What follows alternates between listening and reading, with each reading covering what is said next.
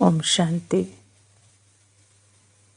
बाबा कहते कि बच्चे तुम अपने लिए स्वर्ग बना रहे हो, और कभी कहते तुम्हारा सत्युग तो शुरू हो चुका है।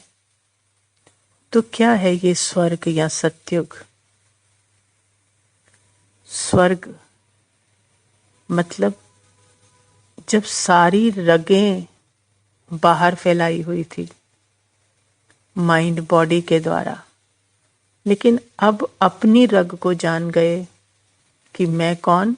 साइलेंस, स्टिल, अचल, अडोल, कभी हिलती नहीं।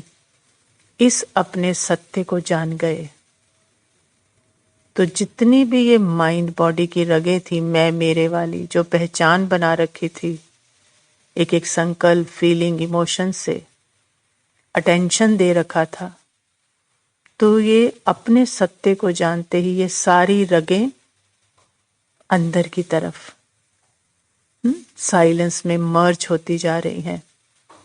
तो क्या क्रिएट हो रहा है? स्वर्ग क्रिएट हो रहा है।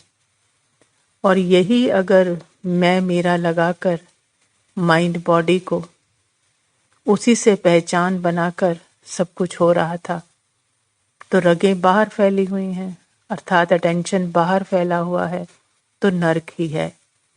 लेकिन रगें सत्य में है, साइलेंस में है। जब खुद को जाना तो खुदा को जाना, खुदा को जाना तो जैसे खुद लवलीन हो गया। परवाना जल मरा शमा पर, तो शमा ही दिखती है ना फिर। तो सत्य क्या है? एक बाबा है जो सदा साइलेंस है। तो ये सारी माइंड बॉडी की जो रगें हैं, ये मन की जो रगें हैं, ये सारी उस साइलेंस में मर्ज होती जा रही हैं। तो जब सत्य में उस साइलेंस में मर्ज हो रही हैं, तो सत्य में डूब कर क्या निकलेगा? सत्य का युग ही तो निकलेगा। सारी रगें मर्ज हुई तो क्या निकलेगा? स्वर्ग ही तो निकलेगा। तो ये जो अपने प्रति नोइंग है, समझ है कि मैं हूं ही साइलेंस, सत्य, तो फिर इस नोइंग से जो अपने स्मृति है, एहसास है, जो अंदर समझ है, वही बाहर मैनिफेस्ट हो जाती है, जिसे स्वर्ग कहें या सत्य का युग कहें।